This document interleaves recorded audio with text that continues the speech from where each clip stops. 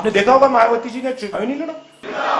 हमने मायावती जी को मैसेज दिया, अलायंस करिए, चीफ मिनिस्टर बनिए, बात तक नहीं की। ये इमेच्योर स्टेटमेंट है एक इतने बड़े लीडर के लिए। ये बात पूर्णतः गलत है, तथ्यहीन है, अर्थात इसमें रत्ती भर भी कोई सच्चाई नहीं है। राहुल गांधी इंतहाई मजबूती से भारतीय जनता पार्टी के खिलाफ लड़ रहे हैं, आरएसएस पे हमलावर हैं। नमस्कार, आदाब दोस्तों, हिंद वॉइस में आपका स्वागत है। मैं हूं इकराम, हमारे साथ हैं एडवोकेट ZK फैजान सर। बहुत बहुत स्वागत है आपका हिंद वॉइस में। शुक्रिया सर, मेरा आपसे सवाल है, राहुल गांधी ने भी एक अपनी स्पीच के दौरान एक चीज़ कही है कि मायावती को हमने ऑफर दिया था गठबंधन का। जी। और मायावती ने पूरी पिच तैयार करके दी भारतीय जनता पार्टी को, उसने हमें ठुकरा दिया। और कहीं ना कहीं मायावती पे जो है ना ब्लैक मनी की उसकी वो आड़ में छिपी हुई है, क्योंकि अगर मैं यहाँ खड़े होकर बोल रहा हूँ तो मेरे पर कोई ब्लैक मनी नहीं है। यानी उन्होंने पे आरोप लगाया कि वो दबी हुई हैं, डरी हुई हैं, शायद ब्लैक मनी कहीं ना कोई वो है, और उन्होंने हमारे साथ गठबंधन नहीं किया और बीजेपी को जिताने का काम किया। इस बात में कितनी सच्चाई है, क्योंकि मायावती जी ने फिर पलटवार किया कि ऐसा कुछ नहीं था। तो ये क्या सिनेरियो बना रहे हैं 2024 के लिए, क्या सर क्या राजनीति चल रही है? ऐसा है, ये बात भी सही है, लेकिन जो अखबारात की रिपोर्टिंग हम देखते रहे हैं और पढ़ते रहे हैं, सालों से देख रहे हैं, 2 साल से 3 साल से, जो भी कह लीजिए, तो उसमें कहीं न कहीं ये बात प्रोफेसाई एक तरह से इस्टेब्लिश है कि मायावती इस तरह के उसमें पकड़ में आ सकती हैं।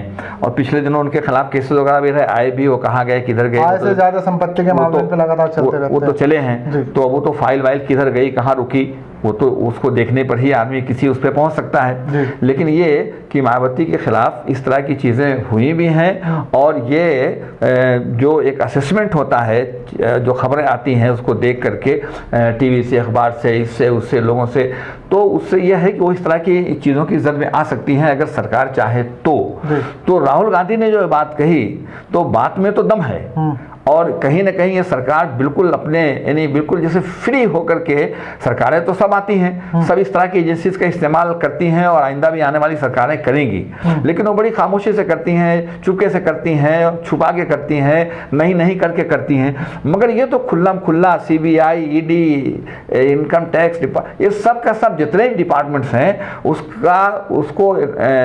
उसका फ़ायदा ये उठा रहे हैं अपने हक में, दूसरों के खिलाफ, दूसरों को दबाने के लिए। तो कहीं ना कहीं दिमाग में उनके ये बात रही होगी। अब और राहुल गांधी ने ये बात कही है, तो अब राहुल गांधी ने कही होगी, उन्हें वही कह रहे हैं, तो हम उसको मान के चल रहे हैं। लेकिन मैं दूसरी बात इकराम साहब कह रहा हूँ, राहुल गांधी के साथ प्रॉब्लम यही है कि अच्छी खासी वो बात कर रहे थे। अरे भाई, अगर यहीं रुक जाते कि मैंने तो इत्तेहाद होना चाहिए, वो इत्तेहाद पे एक और मीटिंग में उन्होंने काफ़ी जोर दिया है, और सही बात कही है कि भाई मुत्तहिद होकर के लड़ना पड़ेगा, लड़ना चाहिए, ये मेरा भी कहना है, और लोगों का मानना भी कि इत्तेहाद करेंगे तभी बात बनेगी। तो वहाँ तक उनको बोलते बोलते इत्तेहाद की बात, और फिर मैंने वो कह सकते थे कि मैंने मायावती से कहा कि भाई आप को हम आगे करते हैं, आप आ जाइए, हम लोग इत्तेहाद करके लड़ते हैं। लेकिन मायावती ने अपने किसी रीज़न से नहीं उसको तस्लीम किया, पॉलिटिकल रीजन जो भी किया, किसी रीजन से उन्होंने मना कर दिया। उसमें ये जो इन्होंने कह दिया कि उनको ED का खौफ था, CBI का खौफ था, फला खौफ था, ये कहने की जरूरत नहीं थी। मेरे हिसाब से ये इमेच्योर स्टेटमेंट है एक इतने बड़े लीडर के लिए। ऐसा नहीं करना, वहां रुक जाते तो बात खत्म थी। मायावती फिर रिएक्ट ही नहीं करती। मायावती ज़्यादा ये कहती कि नहीं मुझे ऑफर नहीं दिया था, तो ये कह सकते थे कि भाई नहीं दिया था तो पार्लियामेंट के इलेक्शन आ रहा है, अब ऑफर दे रहा हूं, हम सब लोगों को मिलकर के बैठना चाहिए और मिलकर के लड़ना चाहिए, ये कह सकती थी, ये सारा तो नहीं कहती। लेकिन जब आपने चार्ज लगा दिया, आपने बिल्कुल साथ बात कही कि आखिर में आपने चार्ज लगा दिया, चार्ज फ्रेम करने की क्या जरूरत थी, एलिगेशन लगाने की क्या जरूरत थी, तो ये इमेच्योर स्टेटमेंट था। और यही राहुल गांधी आकर के गलती कर जाते हैं, वरना वो फाइट कर रहे हैं पिछले साल, 2 साल 3 साल से। अगर आप देखें तो इसमें कोई दो राय नहीं है कि आज मुल्क की जो सरकारी पार्टी है, जिसने मुल्क के माहौल को एकदम ख़राब कर रखा है, फिरकापरस्ती की आग में झोंक रखा है, इसमें कोई दो राय नहीं है इकराम साहब कि पिछले साल 2 साल से अगर आप देख लीजिए, उससे ज़्यादा अरसे से राहुल गांधी इंतहाई मजबूती से भारतीय जनता पार्टी के खिलाफ लड़ रहे हैं, RSS पे हमलावर हैं, और मजबूती से कमान उसके खिलाफ कहना चाहिए संभाले हुए हैं। मगर सिर्फ उससे काम नहीं बनता। राहुल गांधी ने एक अभी जो तस्करा कर रहे थे, तो उन्होंने ये बात कही कि सब लोगों को मिल करके मुत्तहिद होकर के लड़ना पड़ेगा। यही बात उन्होंने कुछ दिन पहले भी कही थी कि मुत्तहिद होकर के लड़ना ही इसका हल है। मुल्क के हालात, ये बात सही है कि नहीं सुधर सकते जब तक कि ये मौजूदा जो सरकार है वो सत्ता से बाहर नहीं होगी, तब तक ये हालात सुधरने वाले नहीं हुए। और यही बात सीताराम येचुरी ने, अगर आप देखें तो अभी उनकी जो कॉन्फ्रेंस हुई थी 23वीं कांग्रेस, और उस कांग्रेस के अंदर जिसमें उनको फिर जनरल सेक्रेटरी चुना गया, और उसमें भी उन्होंने इस पर जोर दिया कि नहीं, जब तक मुत्तहिद होकर के नहीं लड़ेंगे तब तक काम नहीं चलेगा। तो इत्तेहाद का मामला राहुल गांधी भी उठा रहे हैं और दूसरे लीडर्स भी इत्तेहाद की बात कर रहे हैं, जैसे येचुरी ने किया, जैसे इससे पहले ममता बनर्जी ने खत लिखा है तमाम स्टेट्स के चीफ मिनिस्टर्स को, दूसरे लीडर्स को, कि हम लोगों को मिलकर के बैठना चाहिए। लेकिन मेरे ख्याल में जो ये इत्तेहाद की बात हो चल रही है, इत्तेहाद ही इलाज है, इसमें कोई दो राय नहीं, मुत्तहिद होकर के लड़ना पड़ेगा, इसमें कोई दो राय नहीं है। मगर मेरे ख्याल में इसमें काफ़ी ताख़ीर हो रही है। भारतीय जनता पार्टी ने अपना 2024 का एजेंडा सेट कर लिया है और 2024 के एजेंडे पर वो काम कर रहे हैं। ये जो चुनाव हुए हैं उसमें भी इनकी निगाह में 2024 था। जो चुनाव अभी होने जा रहे हैं 2 स्टेट्स के, गुजरात और इसके हिमाचल के, वो उसको भी उसी के पस मंज़र में देख करके काम कर रहे हैं। अगले जो चुनाव होंगे राजस्थान और छत्तीसगढ़ और मध्य प्रदेश और ये दूसरी जगहों के, तो कर्नाटक में भी है, इसलिए कर्नाटक तो बना हुआ 2023 में कर्नाटक में चुनाव है। तो ये सब जो हो रहा है वो 2024 के पेश नज़र हो रहा है। इसीलिए इन पार्टियों को मुत्तहिद होकर के आरएसएस के एजेंडे के खिलाफ, भारतीय जनता पार्टी की सरकार के खिलाफ मुत्तहिद होकर के लड़ना पड़ेगा और स्ट्रेटेजी बनानी पड़ेगी। और महागठबंधन बना तो था क्या हर्ष सर उसका? कहाँ पे? पिछली बार महागठबंधन का इन्होंने एक मीटिंग की थी, बिहार में चुनाव भी लड़ा। नहीं, तो जब देखिए दो चीज, बिल्कुल सही सवाल किया आपने। जब आप चुनाव आने पर सीटों को बंटवाने के लिए गठबंधन करेंगे ना, तब बात नहीं बनेगी।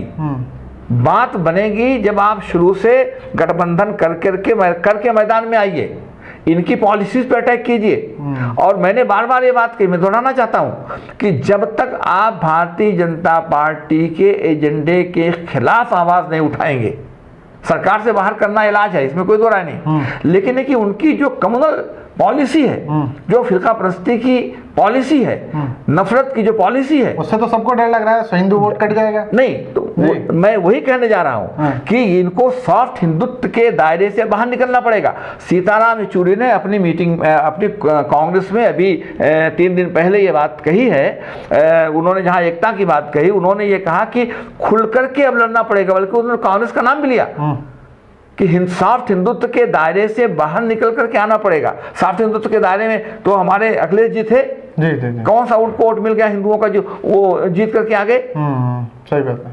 कांग्रेस पार्टी ने सॉफ्ट हिंदुत्व का दामन पकड़ा था, 2 सीट पे आकर के रह गए, कौन सा उनको वोट मिल गया? बिल्कुल। न यहाँ काम सॉफ्ट हिंदुत्व का मामला मान लीजिए पंजाब छोड़ दीजिए, लेकिन यूपी में कहाँ काम आया? कम से कम सीट ही 7 की 9 हो गई होती। जी तो सॉफ्ट हिंदुत्व इसका मतलब काम नहीं करेगा। और मैं अपनी बात को दोहराता हूं, आपके चैनल में कह चुका हूं कि जब आप हिंदुइज्म की बात करेंगे, हिंदुत्व की बात करेंगे, तो आपको भारतीय जनता पार्टी के हिंदुइज्म से, हिंदुत्व से आगे बढ़ के बात करनी पड़ेगी। वो कहते हैं, अगर उनके पैटर्नाइज्ड लोग कहते हैं कि मुसलमानों को मारो, तो आप तो मार के दिखा दीजिए, तब ना उससे आगे जाएंगे। बिल्कुल। तो जब तक ये नहीं करेंगे, कोई भी हिंदुत्व पे यकीन करने वाला, हिंदुत्व पर चलने वाला, हिंदुत्व के नारे में बह जाने वाला, वो आपको क्यों वोट देगा? सॉफ्ट हिंदुत्व वाले को, वो हिंदुत्व को जो की बात जो कर रहा है, जो मारने काटने की बात कर रहा है, उसको वोट देगा वो? ऐसी ऐसी बातें। अब टीवी चैनल जो हैं ये क्या करना चाहते हैं, जिस तरीके से मुनाफरत फैला रहे हैं, उनके खिलाफ अगर ये खड़े नहीं होंगे तो कैसे काम चलेगा?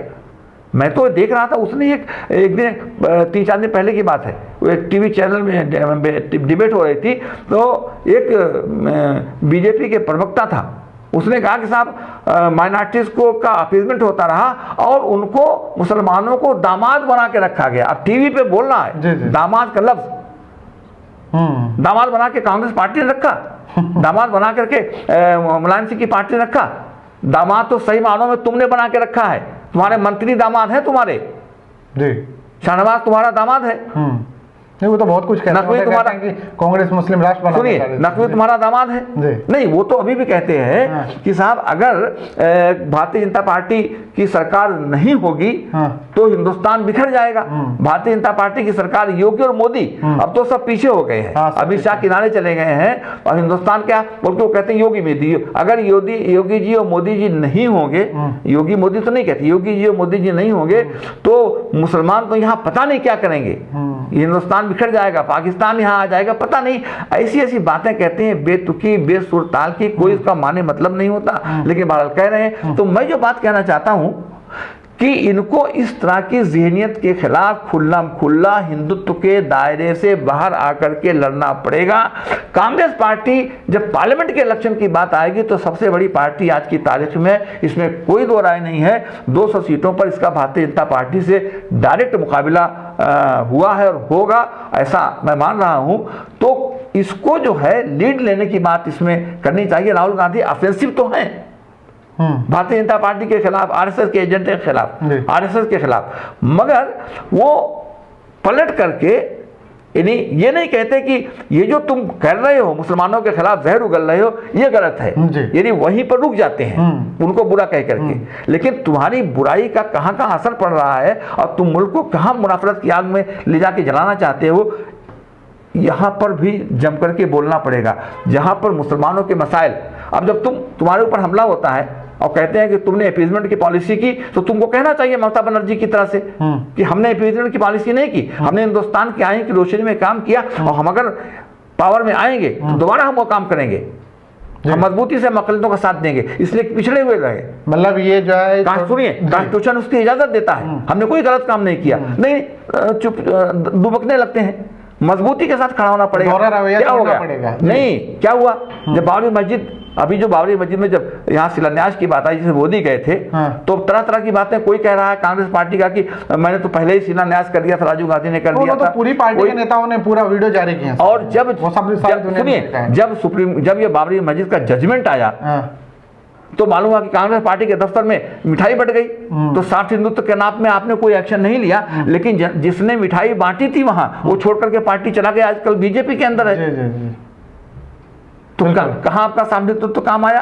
अरे भाई, अभी मैंने देखा 4 दिन पहले मध्य प्रदेश सरकार ने, अब क्या है मध्य प्रदेश सरकार, जब वहाँ सरकार नहीं, मध्य प्रदेश में हमारी कांग्रेस पार्टी जो है, पहले उसमें कमलनाथ थे, जब तो उस वक्त कमलनाथ ने क्या कहा था कि हम ईंटें भेज रहे हैं, 1 दर्जन ईंटें चांदी की वहां लगाने के लिए। आपने कोई साफ हिंदुत्व का मामला था, नहीं कुछ बोल रहे थे।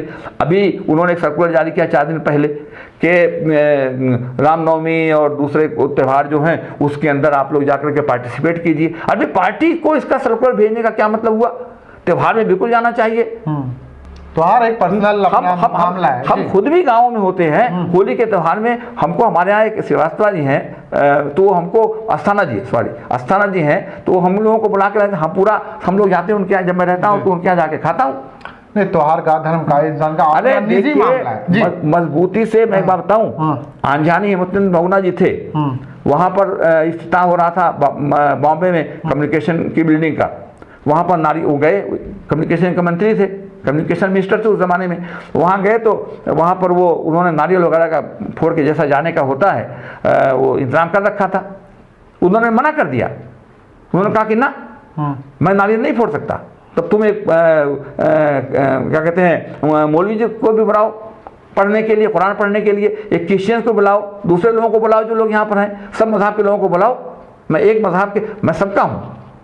और बड़ी मजबूती से कहते थे कि मैं अपने घर के अंदर, वो कहते ना मैं ब्राह्मण हूँ, मैं हिंदू हूँ, मैं ब्राह्मण हूँ, लेकिन मेरा मजहब मेरे घर के अंदर है, इस चौखट के अंदर, इसे कहते थे दिखा करके। इस चौखट के बाहर मैं निकला तो मैं हिंदू हूँ, न मुसलमान हूँ, मैं इंसान हूँ, और मैं इंसानियत के लिए लड़ता हूँ, मैं एक नेता हूँ और मुसलमान चूंकि पिछड़े हुए हैं इसलिए मैं उनकी करता हूँ। बहुत बहुत शुक्रिया, आपने बड़ी बात कही बहुगुणा जी का उदाहरण देके कि ऐसे भी नेता होते थे जो धर्म से ऊपर, कहते हैं धर्म का सम्मान करो, धर्म आपका अपना निजी फैसला है घर तक, लेकिन जब आप किसी ओहदे पर बैठे हो और जनता ने आपको चुना है और लोकतंत्र में चुना है, तो फिर आपको सबके बारे में सोचना पड़ेगा। हिंदुत्व के दायरे से बाहर निकलना ही पड़ेगा इन पार्टियों को। सॉफ्ट राजनीति खेल रही हैं दोनों, इसमें इनका भारी नुकसान उठाना पड़ रहा है। ये अपने एजेंडे से ही, अपनी थीम से आप कहीं ना कहीं हट गए हैं, इसको वापस आना पड़ेगा। और बहुत एक तरह से जो बयान दे रहे थे, जो बाद में उन्होंने बचकाना बात कही मायावती जी को लेकर, तो मायावती जी ने उन पर पकड़ लिया और खूब खरी खोटी जवाब देना ही था उनको भाई। हाँ, उन्होंने जवाब दिया। अब इस पर जनता और क्या सोचेगी, आप लोग नीचे कमेंट कर सकते हैं कि 2024 में कांग्रेस सिंगल लड़ेगी या गठबंधन के साथ जाएगी। बात कोई गलत नहीं कही, लेकिन कहने की जरूरत नहीं थी भाई। हाँ, बात का स्टेटमेंट इन्होंने कहना इतना जरूरी नहीं था जो हमें लगता है। बाकी आप लोग बिल्कुल नीचे कमेंट कर सकते हैं। इस खबर को ज्यादा से ज्यादा शेयर कर सकते हैं दोस्तों। मिलते हैं फिर किसी नई खबर के साथ।